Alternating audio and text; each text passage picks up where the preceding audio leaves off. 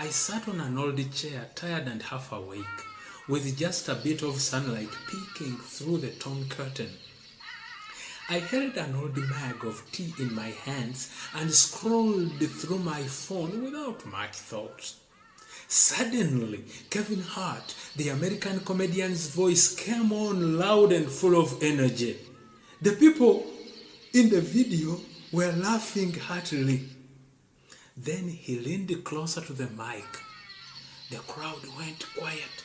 His smile was still there, but his eyes different and more serious. He said, "You ever notice how pain becomes funny when it's your own and you have made it through?" His words took me back to something my grandfather Basajja Mutuba used to say. A madman's dance is funny until it's your father who is mad.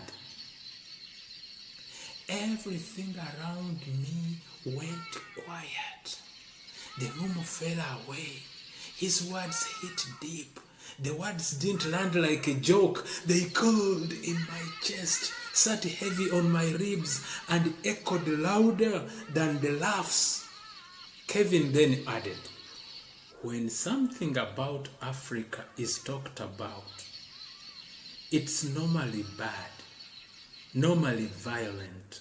Something about the country all disease broken. It's never good.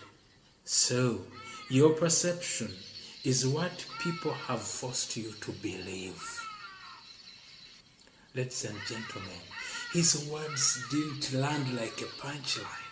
They landed like a prophecy. Because, my dear Global South, if you do not tell your own story, if you don't speak of the aunties who grind millet with songs on their lips and the boys who build radios from scrap metal of cities pulsing with tech, poetry and prayer, then someone else will tell your story for you.